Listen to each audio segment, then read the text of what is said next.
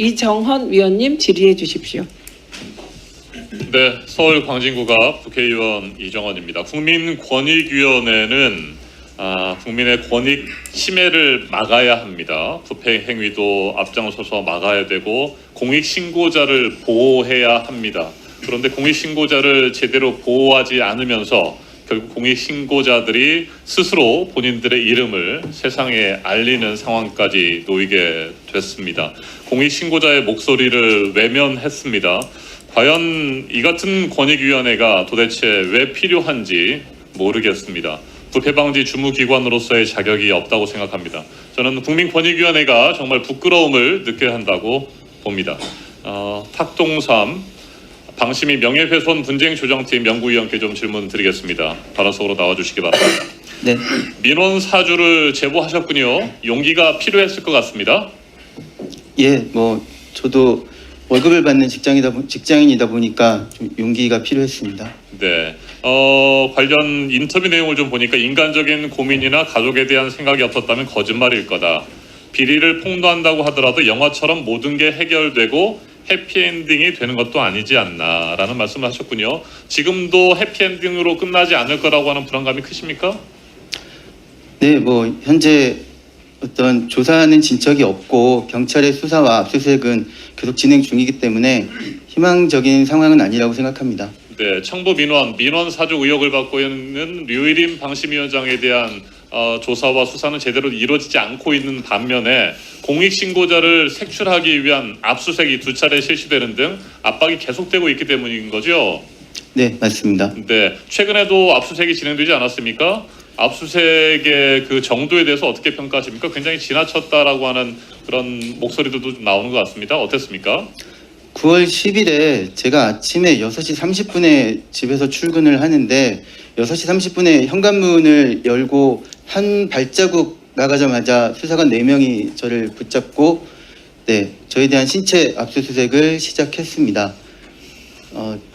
저는 수사관들에게 추후에 물어봤는데요. 제가 출근하는 시간을 며칠 동안 지켜봤다고 하고 당일 6시부터 제가 문을 열고 나오기를 기다렸다고 합니다. 저는 뭐 영화에서는 이렇게 현관문에 그래도 수색영장을 제시를 하고 그 다음에 기회를 주고 문을 열고 이런 단계인 줄 알았는데 제가 문을 열기를 기다렸다가 문을 열고 저를 바로 저를 압수수색을 했고요. 저는 가장으로서 그 순간 할 수 있는 한마디가 경찰에게 저희 아내와 저희 어린 아들이 자고 있으니 압수수색을 2시간만 미뤄달라라는 얘기밖에 할 수 없었습니다. 그리고 경찰이 그걸 들어줬을 때 굉장히 불합리한 압수수색임에도 불구하고 저는 솔직히 고마움을 느꼈습니다. 그리고 그런 고마움을 느낀 제 자신이 추후에 굉장히 비참했습니다. 그리고 경찰이 그 후에 저의 그 사무실 자리와 제가 부서를 옮겼는데 이전에 있던 부서의 그 사무실과 그때 같이 있던 직원의 PC까지 모두 압수수색을 했습니다. 당일 전체적으로 저희 사무실과 저희 직원들 집을 통해서 총 40명 정도의 경찰들이 압수수색을 했다고 들었습니다. 네. 이 같은 상황에서 눈을 감는 것은 옳지 않다고 생각해서 제보에 나서게 됐다라는 말씀도 하셨군요. 본인 스스로를 공익제보자, 공익신고자라고 생각하시는 거죠? 네, 그렇습니다. 부패방지법과 공익신고자 보호법 상에 공직자는 부패나 비리 행위를 보게 되면 신고를 하도록 규정하고 있습니다. 제가 할 수 있거나 제가 선택해야 되는 상황이 아니라 의무적으로 법에 따라 하도록 되어 있습니다. 그래서 저는 법에 따른 의무를 수행했을 뿐입니다. 네, 그래서 공익제보를 했던 것이고 그렇다고 한다면 국민권익위원회가 그런 공익제보자를 보호해야 되는 것이 마땅한 거 아니겠습니까? 그렇습니다. 네, 그런데 보호를 받았습니까? 보호 조치나 이런 것들에 있어서 실질적으로 도움을 받지 못했습니다. 네, 국민권익위원회 그러면 보호 조치 신청을 했습니까? 보호 조치 신청은 연말에 했습니다. 네, 좋습니다. 홍영철 국민권익위원회 신고자 보호과장 질문 드리겠습니다. 앞으로 나오십시오. 네, 앞서 탁동삼 연구원께서 보호 조치 신청을 했다고 했습니다. 보호하셨습니까? 예, 지금 신고자가 들어온 거는 이제 책임 감면 신청입니다. 책임 감면 신청은 이제 그 기관에서 징계나 행정 처분이 있을 때 저희 권익위원회가 그 신청을 요구를 할 수 있는 건데요. 지금 이제 그 방심위에서 특별히 징계나 행정 처분이 이루어진 게 없기 때문에 저희 위원회에서 조사하고 지금 이런 거는 했지만 뭐 아직까지 어떤 액션이나 보호 조치를 취할 수 없는 상태입니다. 네, 경찰에서 2차례나 압수수색을 했고 방금 탁동삼 연구위원이 증언을 한 것처럼 굉장히 무리하게 과다한 압수수색이 이루어졌습니다. 이런 것들 통해서 또 지금 방송통신심의위원회에서 자체 감사를 진행하는 것들 모든 것들이 경찰과 감사원의 조사, 국민권익위원회 조치 자체가 공익 제보자들에게 압박이 되고 힘든 상황을 만들고 있다고 생각하지 않습니까? 그런 상황에서 국민권익위원회가 공익 제보자들을 보호해야 되는 조치를 취해야 되는 거 아니겠습니까?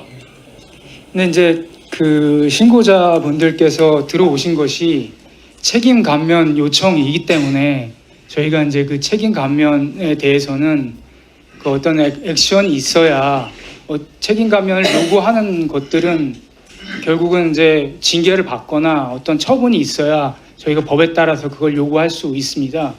그런 권한 외에 책임 감면을 신청하셨기 때문에 예를 들어 뭐 불이익 조치 금지나 아니면 또 보호 조치를 어떤 예를 들어 신분을 뭐 박탈했을 때 신분 보장을 이렇게 신청하셨으면 이제 그런 액션으로 가는데 지금 어제까지 그런 단계에 이르지 않은 상황이기 때문에 책임 감면 부분에 대해서는 저희가 이제 그런 부분을 이제 조사를 하고 기다리고 있는 상황입니다. 네, 방심위 직원 3명뿐만 아니라 뭐 압수수색 당한 직원들도 있고 보호 조치 신청이 익명으로 신고되고 또 그 140여 명이 그 공익 제보를 하고 국민권익위원회에 조사해 줄 것을 요청하지 않았습니까? 거의 뭐 대부분의 직원들이 자 그런 사람들에 대해서 어떤 보호 조치가 필요하다는 생각을 한 번도 안 해보셨어요? 그러면 불이익 조치만 안 되면 괜찮다 이런 생각을 하시는 겁니까 지금? 그 위원님 그 140명이라고 하면 네. 무슨 어떤 분들 말하는 건지 기명으로 민원 사주 의혹에 대해서 문제 제기를 하지 않았습니까? 제가 사실은 그 네. 보호과장인데요. 신고 부분은 제가 잘 알지 못하는 부분이고 사실 제가 여기 보호과장으로 부임한 지가 아직 한 달이 안 됐습니다. 그래서 그 신고 부분이나 이런 부분에 대해서는 사실 정확하게 알지 못하고 있습니다. 그 좀 죄송하게 생각합니다. 네, 신고자 보호를 위한 역할들을 제대로 하는 것이 국민권익위원회 신고자 보호 과장의 역할이라고 생각합니다. 공익 신고자에게 불이익 조치가 취해지지 않도록 철저하게 감시하고 조치를 취하는 것도 필요한 것이고요. 공익신고보호법 제14조 사항 보면 공익신고 내용에 직무상 비밀이 포함된 경우에도 공익신고자는 다른 법령 등에 따른 직무상 비밀 준수 의무를 위반하지 아니한 것으로 본다. 맞습니까? 예, 그렇습니다. 네, 이런 경우에 지금 방심위 상황도 마찬가지인 거죠? 지금 맞는 거죠? 어떻습니까? 그 사항은 제가 명확하게 말씀드리기가 좀 어려울 것 같습니다. 그 조항하고 매치가 되는지는 좀 검토를 해봐야 될 것 같습니다. 공익신고자에게 불이익 조치라면 어떤 처벌이 이루어지게 됩니까?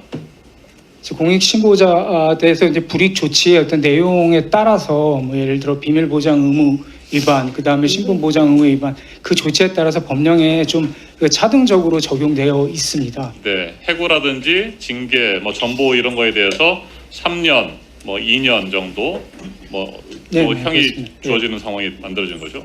알겠습니다. 계속해서 추가 질문하겠습니다. 이상입니다.